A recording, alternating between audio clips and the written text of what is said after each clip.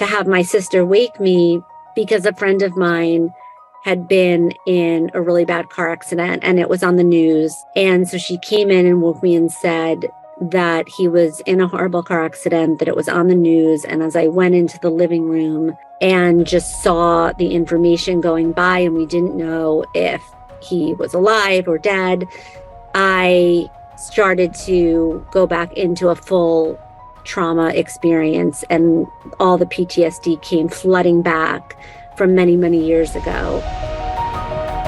Today, I have an incredible rock star here for you, and her name is Dr. Elisa Hallerman. Did I get it right? Yes, perfect. Finally, for everybody listening, I said Dr. Hallerman's name wrong like 4 times. I don't know why I had this block, but it is Elisa. So thank you so much for coming on today. And I know everyone's going to love hearing your incredible story. Thank you. Thank you so much. And for those people that read the book, they'll understand the name conversation because it was a big deal for me to go back and use my original name, which is Elisa. All right. So, and we're going to talk plenty later on about this incredible book, Sobriety, which I love this title. It really speaks to me. But since you started, why don't you jump in and tell us the story of your name? So basically, no one really growing up ever got my name right because my name is Elisa and it's spelled Elisa. And by the time I got to college, I was kind of frustrated with the fact that people weren't saying my name right. And it was just one of those annoying things. And I think that happens to a lot of people. And I decided, and I share this story at that moment in beginning college, that I would just let people call me Lisa and it would be easier. And when I got sober many, many years later. Okay, hang on 1 second. Stop right there. Do you want to tell us a little bit about the sober many, many years later, or do you want to finish the story? Because that's a cliffhanger. It is a cliffhanger. Yes, I'm happy to talk about my sobriety. So can we pause for a second? Sure. Okay, so like most people who, I always joke and say they major in the different beer labels in college, but it sounds like your story is a little bit more involved than that, if you'd like to share it with us. Sure. Did you say beer labels? Funny. Yes. Well, that's like people drink their way through college. That's not unheard of. All the schools. Yeah. I mean, it's definitely a huge problem and epidemic at this point, especially among young people. So it's, it's really, really challenging. And especially after the pandemic, I mean, it's the fastest growing population and the highest rate of suicide. So it's... Wait, what's the college age?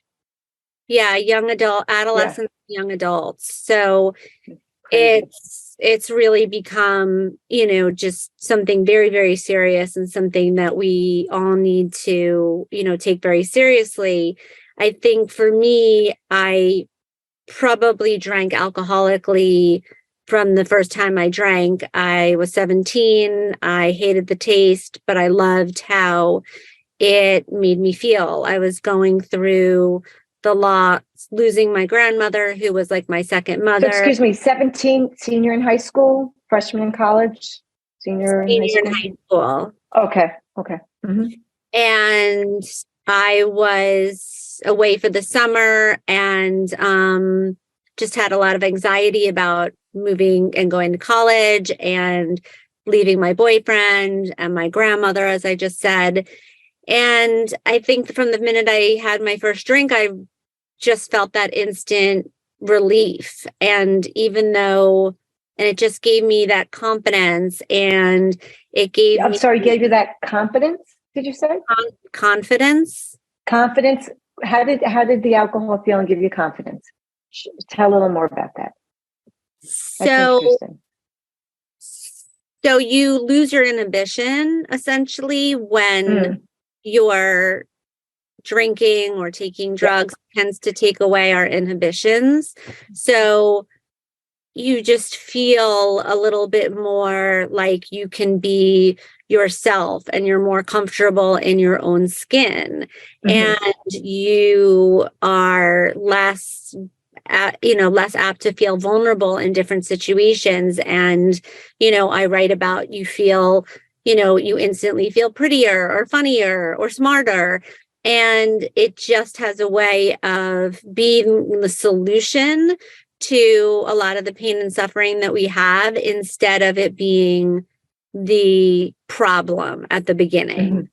Hmm. Hmm. And so my drinking started there and continued through college, although I did well in school and ended up going to law school after that. And I really continued to drink. I was the kind of drinker that drank to get drunk only, would have some blackouts, not remember everything, and at times put myself in precarious situations. And so, but, I didn't really feel like it was that much of a problem or a problem at all. A lot of my friends drank. In retrospect, I drank more and more diligently, if you can, just to get drunk. So, But when you're drinking and you're drunk, you don't really know what your friends are doing. yeah, I mean, yeah, but they didn't, I don't think, go into it with the same intent that I Hmm. did, Hmm. which just was to get drunk. And, Excuse me, you were starting to talk about putting yourself in, say, precarious situations. Can you share one story about that? well, I think just, you know, I was very dramatic and I would, my boyfriend and I would fight a lot and it would, we would create scenes or I would say things that I didn't mean or I was, maybe behind a wheel or something like that, where just things that I wouldn't do if I was not drinking. Yeah. So it really takes away, when you're drinking or when you're using drugs or alcohol on a chronic basis, it takes away your ability to use that front part of our brain, our prefrontal cortex. And we get stuck with those dopamine hits being higher and higher and higher, needing more and more and more.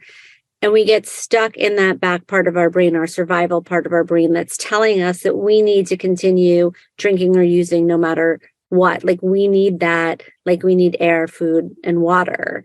And Right. so, And we more make poor decisions, I think is what you're saying. Really poor decisions. well, we make poor decisions because we're not using our rational, logical thinking Right. brain at that Hmm. time. Hmm. So, yeah, so then I went on to law school and I was living in New York City and practicing law and living with my boyfriend, who I really didn't think the relationship was going to go further. I didn't love being a lawyer. I didn't love being in New York City. I'd always wanted to move to California because I'd spent the summer out there one time, and I decided to move to LA with my sister, who was graduating from college. And when I So got how here, many years, excuse me, how many years had you been practicing law when you said, because you said you didn't enjoy practicing law. I don't know too many attorneys that love practicing law. They like the money, but it is a grinding profession, to your point. But so how long were you practicing law before you went over to California? so I was practicing for about a year and a half, almost 2 years. Okay. And I I was going to court every day. I was traveling to all the five boroughs in New York City, and I was gaining a lot of experience in a courtroom and all of that. But I just didn't feel like it was me. I didn't feel Hmm. connected to what I was doing.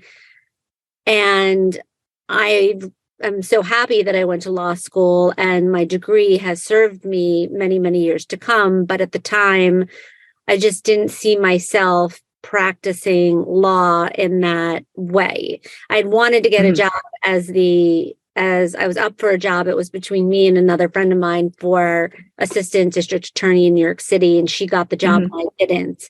And so I was very like, that was my dream. And when that went south, I just decided, okay, maybe it's time to do something else. I moved to Los Angeles, with no plan, got a job as a cocktail waitress because and so when you moved to California, you stopped practicing law. When I moved to California, I stopped practicing law. I didn't want to take the California bar. And I knew I didn't want to practice. So I got a job as a cocktail waitress, thinking I could just drink and figure it out for a minute. And so I did that for about 2 months, and then sort of had that aha moment of what am I doing? Started to meet people in the entertainment industry. This was in the early 90s. So I didn't really know what the entertainment business was about. It was pre-internet, obviously, and I didn't have a sense of it. But someone sent me to a meeting at a talent agency. And right away when I walked in, it was exciting. It seemed very cool. There were a lot of young people. And I got the job as an assistant to a talent agent and felt like I could really see a career in that. I could use my law degree. It would help me in the profession. And I really just enjoyed everything that went along with it. And I loved it. And it really wasn't until after my close friend had passed away from suicide that I was struggling from an enormous amount of PTSD. And because I didn't know that and I didn't seek help, I was left with the solution of more alcohol and then the introduction of drugs. And so basically, when you went to California, you were still drinking, correct? Yes. And then when you reference the PTSD, can you tell us a little bit more about that? Sure. When someone is struggling with trauma or PTSD, there are a lot of different symptoms that will come up. It's essentially your nervous system is completely dysregulated, and so you will find yourself not being able to sleep, being afraid, feeling as if you're back in that moment when something had already passed, when that specific trauma has already passed, that you're still feeling that way in the present time. It's not about the event that's actually happened, but it's the continuation of that felt sense in your body and in the way that your brain is operating. So for me, I was anxious all the time. I was suffering from panic attacks. I couldn't sleep. I started to have a lot of OCD behaviors, and I was just coming undone. I couldn't stop crying. I couldn't calm down. I couldn't focus anymore at work. So I was just very, very symptomatic. And I didn't know that I needed help in that area. I didn't go to therapy. I didn't see a professional. I didn't know about the word trauma. And so I was trying to navigate that myself. And that led me to more drinking and more drug use. And it took about 8 years for that to go from something that I could manage. And I say manage in quotations because obviously I wasn't really managing, but it took 8 years until it really brought me to my knees, where I could no longer use the way that I used to. It was very dark and very isolating and just very dangerous, where I didn't really care about what happened to me, if I woke up or not. And I was... Were you actually suicidal at any point in that? No, I was not suicidal. Okay, you just didn't care if you woke up or not. Yeah, you go to bed feeling like, okay, this is incredibly hard. And, did, I just, I hope that, but you're really at your wit's end of not knowing what solution looks like and not feeling like there is a solution, and especially not knowing that you're suffering from the disease of addiction or trauma or sometimes underlying mental health issues. And when people don't understand and they're not getting the help and support that they need, it feels like there's nowhere to go.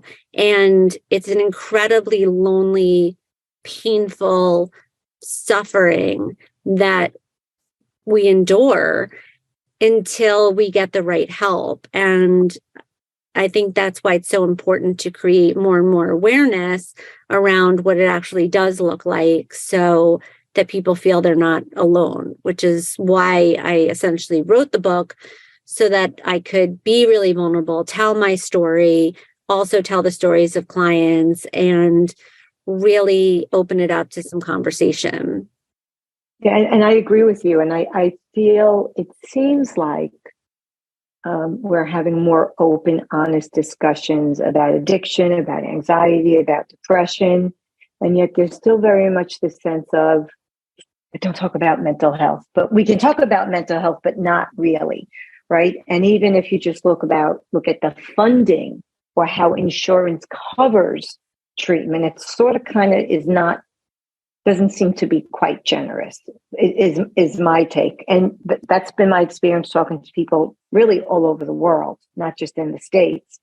So if you don't mind, go back to, so you said then, I think it was 8 years, your eighth year out in California, and you felt like the addiction brought you to your knees.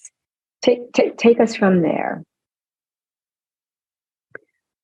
Well, basically, I was in New York for one of my friends was having her bachelorette party on Friday night and her bridal shower on that Sunday. And I knew that if I drank at the bachelorette party, I wouldn't be able to make it to the shower on Sunday. And so I promised myself, which I'd done many, many, many, many times before, that I wasn't going to drink. And that way I would be able to go home, I would be sober, and I would be able to show up on Sunday. But instead, after a whole night of watching everybody else drink and knowing exactly who was drinking and who might have been doing drugs as well, in the club or wherever, I got to about 2 o'clock in the morning and most of my friends were leaving. And I thought to myself, all right, well, you made it. You can have one glass of champagne. You deserve it. What a great night. No harm, no foul. And then you'll go right home.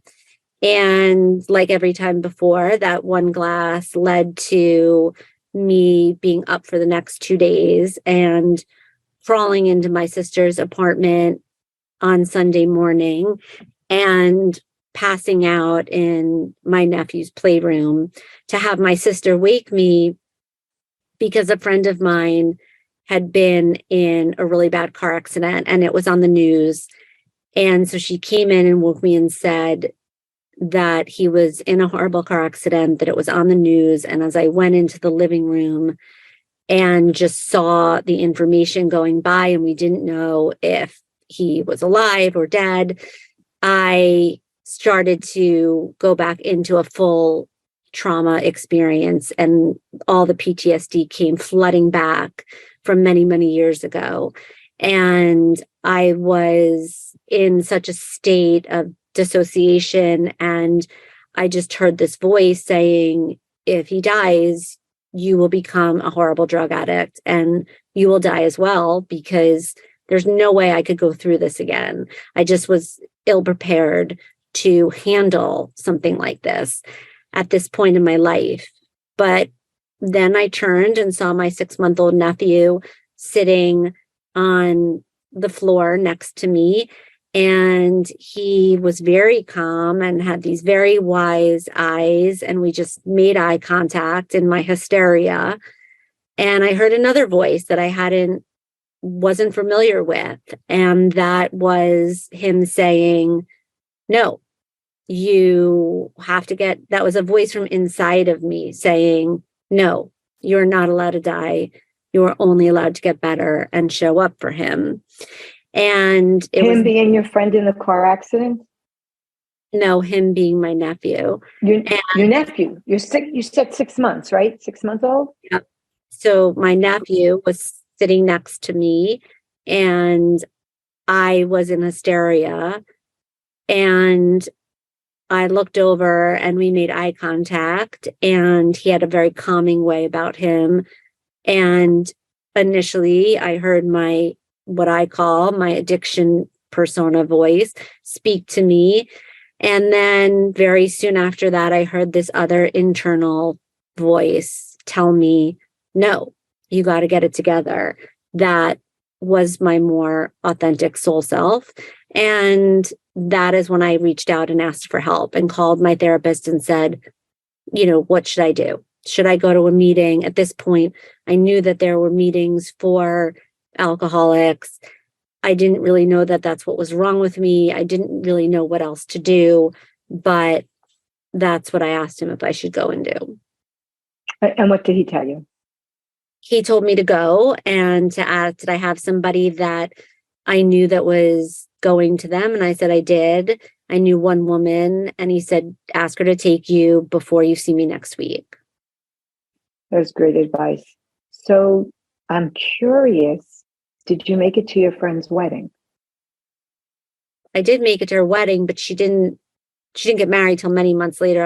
I'm in the shower. I'm sorry. I meant the shower. The shower. Did you make it to her shower? I went to the shower to let them know that I was leaving, and I got on a plane to go see my friend who had been in the accident. Wow, that's a lot to have gone. I mean, that in and of itself is traumatic. Yes. You've mentioned trauma. Is there anything about the trauma that you're comfortable sharing? Like, was there a specific situation? Was it cumulative traumas? So, there's 3 different kinds of trauma that we speak about. There's acute trauma, which is a one-time event, a car accident, a sudden death, an assault. And there's chronic trauma, which is something that's ongoing in the sense of a child being bullied at school or being in a relationship with an unhealthy partner, a child being in a house with one parent who is not consistent, maybe because of their own trauma, their own mental health, or their own addiction. And so not knowing how that parent or caregiver is going to show up. So there's a lot of, and then there's complex, which is really a combination of both. For me, I was brought up in a very loving home, but my mom was also an addict and using. We weren't aware of her pill addiction at the time. So that was inconsistency for us. And there were other smaller things that happened. It wasn't really one event. And, I talk about all different types of things that can happen that happened to me growing up, where you wouldn't really say, oh, that's traumatic. But as they couple on top of each other and certain things happen, we put these little Post-it notes on our soul of I'm not good enough, or I'm unlovable, or I'm not smart enough, or I'm not pretty enough. And that becomes our narrative. And slowly, all of these things start to couple on top of each other. When my friend died from suicide, that was really the straw that broke the camel's back for me and brought me down. And that was a trauma that led me eventually in sobriety to go and look at the other things that were also underlying. And so basically that's what happened. And I think that's so great for the listeners to hear. And I know you speak about it more in your book about the different types of trauma, because people do tend to associate trauma with usually a single act of something, Mhm. and the truth is life has all different traumas at all different stages of our life, and it's the degree of the trauma, the type of the trauma, but when you mention bullying, I think about so many people whose children are bullied, and it is traumatic.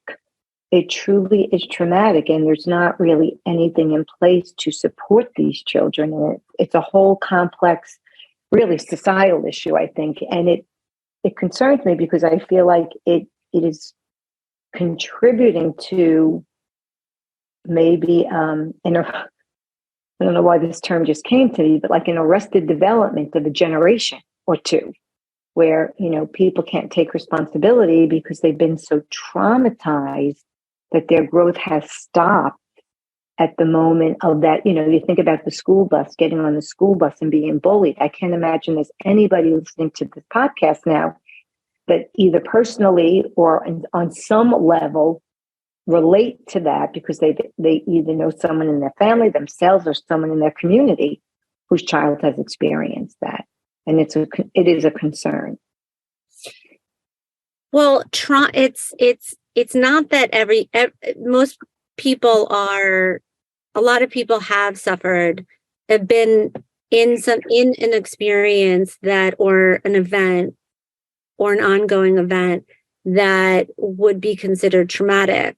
But trauma is subjective for each person, and Mm-hmm. so some people have a higher level of resilience because of their environment, their underlying mental health, other issues that they haven't maybe experienced anything traumatic before. And so they're able to, within their window of tolerance, regulate quicker afterwards and bounce back, if you will. Whereas other people have a shorter window, a smaller window of tolerance, and it takes them out of their window of tolerance when something happens. It's not about the event itself, it's the aftermath of not being able to self-regulate because of our nervous system and what actually happened to us. Mm-hmm. Mm-hmm. And also, I think from what you're saying is also what happened, your condition, all the things you described prior to the event. And we do know now, and that, the research is really cutting edge about how the nervous system, holds these emotions, and it constricts our ability to live our life as opposed to having expansion. And I know a lot of people can relate to that. So share with us about it's so courageous. It is so courageous, Elisa, correct? Did your name Yes. right? Yes. To take that first step. And by the way, what you said about your name, it's really true. Like, I go by Patty Ann, not Patty, right? I can't tell you how many times I have to tell people, no, Patty Ann, not Patty, Patty Ann, right? So that's why I felt so badly getting your name incorrectly a couple of times before we were on the recording. And it's really a sign of disrespect, or minimizing who you are as a person. And even, the first time, okay, second time, okay. But when people insist on not calling you your name when you correct them, I think that's disrespectful. I think it minimizes your greatness, quite frankly. Well, that's never really how I felt or looked at it. Mm-hmm. It was, I made my own decision to go by Lisa. I had a lot of nicknames also in college. And then once I was an agent, I was known as Elisa Hallerman, and it was very much who I was, Elisa Hallerman, the top agent, and blah, blah, blah. And that's how people knew me. And it was a mask that I was wearing, and then it became a mask that I believed that that's who I was Lisa Hallerman, the talent agent, and that I could have and do all of these ego things. And, that's where it's really dangerous. We all have masks that we put on as boundaries in certain situations were not going to show up the same as we would at home with our partner, in our families, at work, etc. But believing that we're that mask all of the time, that is essentially when we're stuck in ego. And so that's what Lisa Hallerman started to become.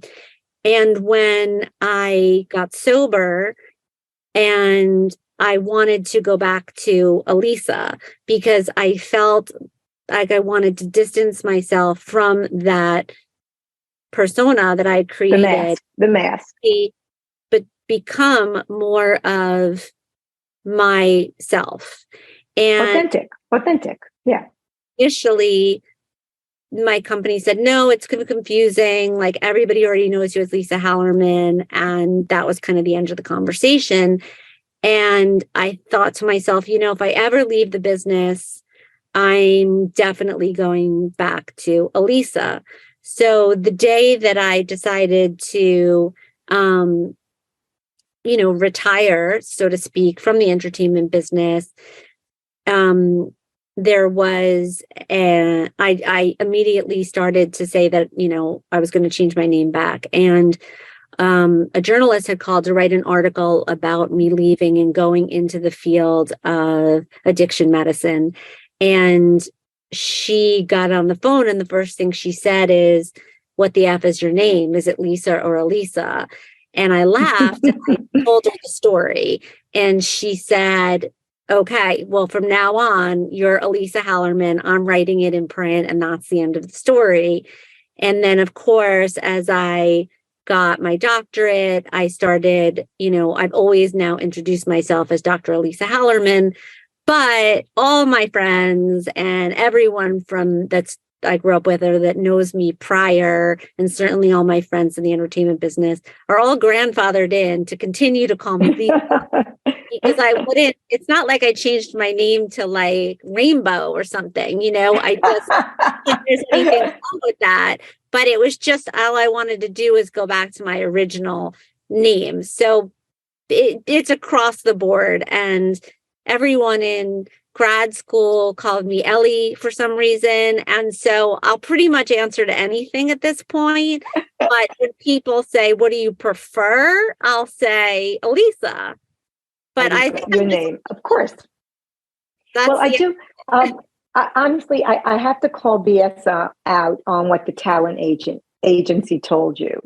And when they said that you're known as your name, okay, I get that. But every day, women change their last names when they get married. So that's just absolutely that's utter nonsense. Yeah, they weren't big on that either. So it wasn't just about me. It was sort of, this is who you are. I'm still calling BS out on it. Yeah, I get it. I totally get it. I just have to make that comment. Because I just don't feel like they would. Anyway, so when you started your journey, how long did it take before you felt you could say you're sober? Like, bring us along that journey a little bit, right? You're still working. You're still in Hollywood. That is, I'll say drug infested. Maybe that's not fair, but that's the perception. So you're not there. Okay, not fair, not true. Mm-hmm. Okay, but share with us your journey of sobriety as you're still working. It's a lot to do, right? You're high powered. You're very successful. There's a lot of demands put on you. How did you do that? Because there's plenty of listeners that before they get this book, which they'll get, I'm sure, but give them some nuggets. So I just want to be clear. I was not having any sort of success at the time that I was still using junior agent. And I was just kind of getting by. And I really was struggling. And I didn't have any of my own real clients to speak of or anything like that. So when I first got sober, I didn't feel comfortable saying that I was an alcoholic or let alone a drug addict. I knew intuitively right away from the minute I first went to a meeting and first started reading the literature in the 12-step program that I was very relieved to find out that I was an alcoholic, that I did have a solution, that there was going to be hope for me, that I saw these other women with long-term sobriety with all lit up and feeling really bright and happy. And I wanted to be like that. And so I knew that I wasn't able to say it yet, but I did very quickly tell everybody that I was no longer drinking, and right away, because I needed everybody to know so that I couldn't go back. Excuse me, I couldn't go back on it. Like an accountability of sorts. Right. Yeah, definitely. And then basically what happened, I eventually started to identify, probably, I want to say within the first 2 or 3 months of being sober. And my career definitely got better once I was sober. That's when I started to have any of my sort of quote unquote success. And I say it like that because my success is really, my definition of success has really changed from then. At the beginning, it was, okay, just move forward and, get here, get there, get this, get that, wanting anything outside of myself to fill me up. And regardless that I had put down the drugs and the alcohol, I was becoming a workaholic. I was letting myself go a little bit, losing my sort of sense of self and focusing really on my clients and really trying to get the titles, get the office, get the car, get the house, get the guy, all the things that I thought were going to be important, that were really going to make me happy. And that's not the answer. All of the outside things that we search for all have really short expiration dates on how long they make us feel good. And it's really very much more of an inside job. And I had heard that many, many times, but also didn't really understand what that meant. How do I do this inside job? How do you get in, do the inside job? Where do you start? And that just never really made sense to me. And so it wasn't until I had 5 years sober that I had this moment where I really was forced to look at my life and assess, because I wasn't feeling a lot better. I was proud and of my accomplishments, and I was proud of my sobriety, but there was still something missing. And that was the deeper level of work that I talk about, and the trauma work, and what I call growing down. And none of those things had happened yet. And I think that if I hadn't gone the route of starting to be curious about what that was, and starting to take classes and read books and go and speak to other people, that I probably would have relapsed eventually. But that led me on just sort of a soul searching mission of what else was out there. And I had left that agency, went to a different agency, got to the new agency, realized that it was the same job. I had lost one of my biggest clients, and that gave me a lot of quiet time that I didn't have to really start to hear those whispers from soul again, to really connect to that voice again and start to take direction from these whispers. And one of them was to go back and take some classes and just learn. I just wanted to learn again. And I felt like I needed to use my brain in a different way than I had been. And so I started taking classes on addiction at UCLA at night while I was still an agent. And I decided to get a certificate in drug and alcohol counseling. And that was a 1.5-year program. And I went to class every night, Tuesdays and Thursdays from 7 to 10, and was an agent during the day. And that really opened up my world to say that there was a lot of information about different treatment modalities and methodologies, and these words like neuroscience and trauma were fascinating to me. And I felt like most people don't know what they don't know. And I saw a white space in the field of addiction medicine and mental health. And I wanted to create, essentially what I did was create an agency off of the agency model, where instead of helping people with their careers, we were helping them with to navigate their mental health, whether that be addiction, mental illness, or trauma. And that we're the place where people come and say, here's what's going on. We don't know what to do. And now what?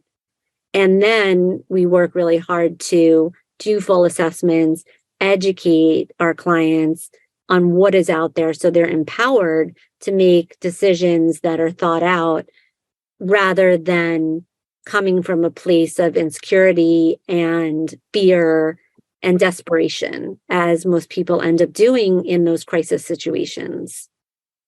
What about the concept of shame? It seems as if there's so much talk about shame when it comes to addictions, and as people are healing. How do you work with that with clients?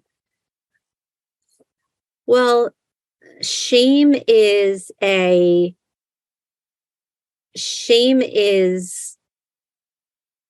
an affect that's going to happen.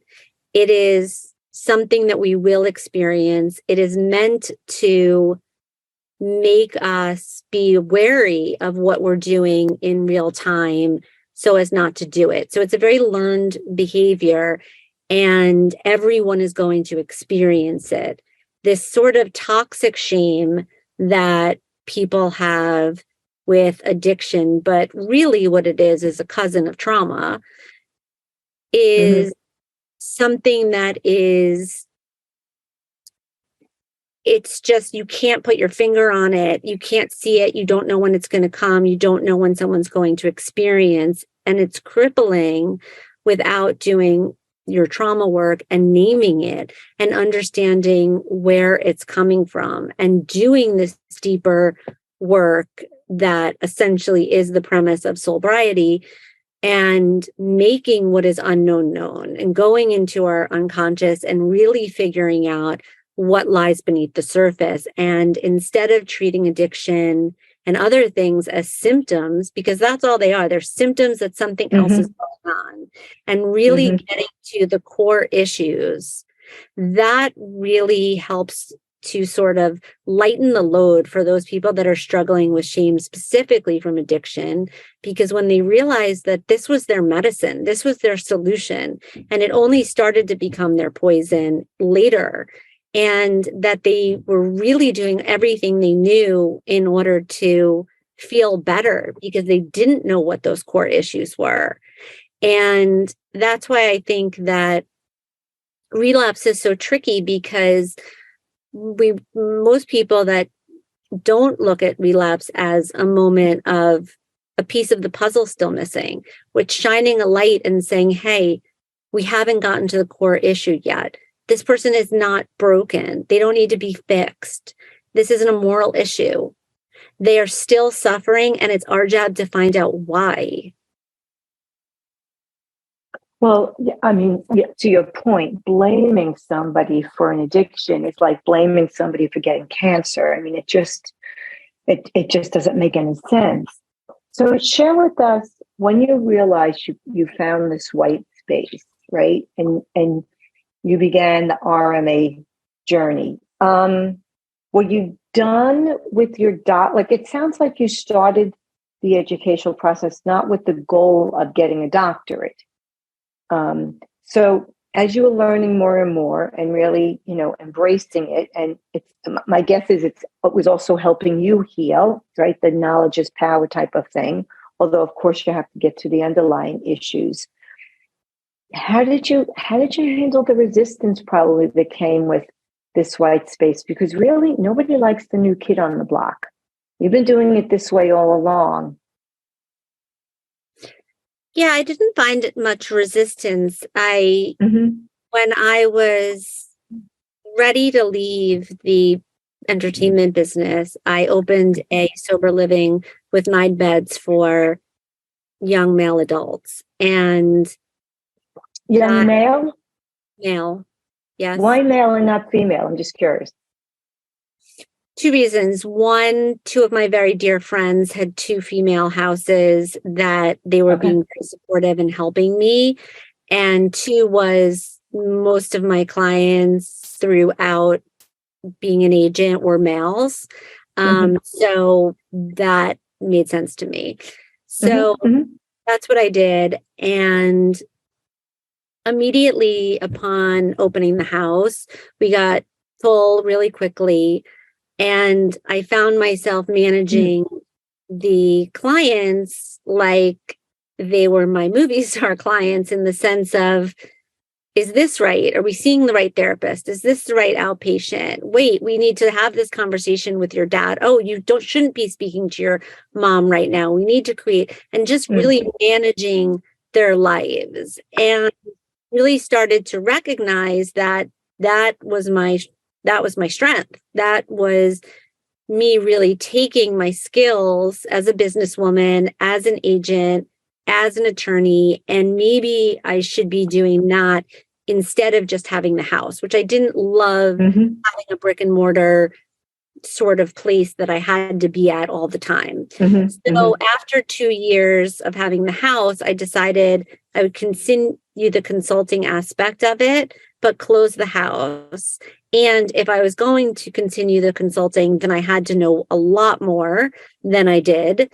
And that I decided it was important for me to go back to school and get my master's and doctorate and really focus on trauma and neuroscience. And I did that through studying depth psychology as well.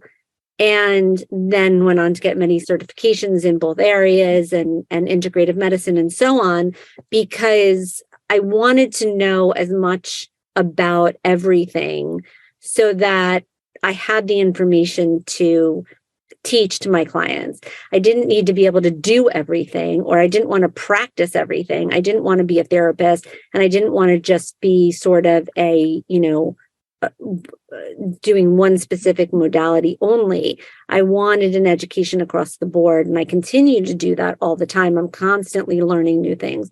But the agency started as a consulting agency, mostly for substance abuse.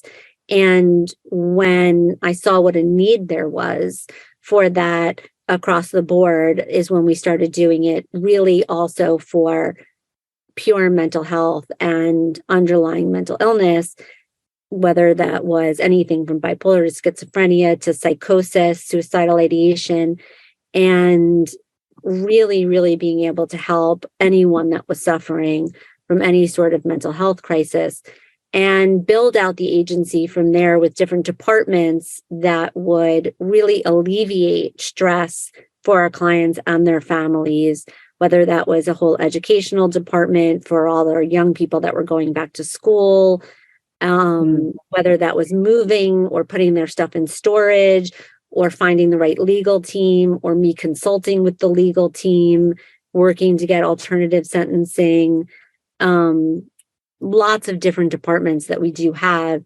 So the building of the business happened organically from what my clients needed, and that we kept seeing most people in sort of the field love having the help and support, and we work really well as a team with everybody that we do work with. So mm, pretty much everyone was grateful that someone was coming in to help organize and manage a really complicated, complex situation. Well, I think I mean, I'm so grateful. I know many people are so grateful for what you did, because if you try, as you said so well, if you can't heal someone in isolation, just looking at the symptom, right? What you just said, managing all aspects. Should you be talking to this person? Do you have the right attorney? Where are you hanging out? Like, who are you surrounding yourself with? It really it sounds so common sense now, but it didn't exist until you created it. So I know you've changed and saved many, many, many, many lives. What is it? What is the most important thing you want people that are listening to this podcast take away from this, from your, of course they'll get their book, your book, but from your journey, if they themselves are struggling, if someone they love is struggling, because this is such an issue, it crosses all barriers. What is the one thing you want them to take away from this? That healing is possible, that no one is immune, that if you find the right professionals to work with you, that healing is possible. And also not to just put all of your trust in a doctor, in a treatment center, in a specific therapist. If you feel intuitively that something's not connecting or fitting or isn't right, listen to that voice. No one knows everything. And it's important for you to be your own advocate and ask questions and be thoughtful about what it is that you're doing. I love that. That's great that healing is possible. So I want to leave us on a lighter note before I want you to tell people where they can get your book. What is the one song that you can't live without? Anything by Bruce Springsteen. And okay, pick one. Oh my God. Live without one song. I mean, this is really just an insane question that no one could possibly answer. I just gave you That's why I like it. I gave you one artist, but there's no way I'm picking a favorite Bruce song. Okay, so all right, so you went with one artist. Well, I like to give challenging questions. So tell people how they can get your book and learn more about you. Unabashedly promote yourself in the book.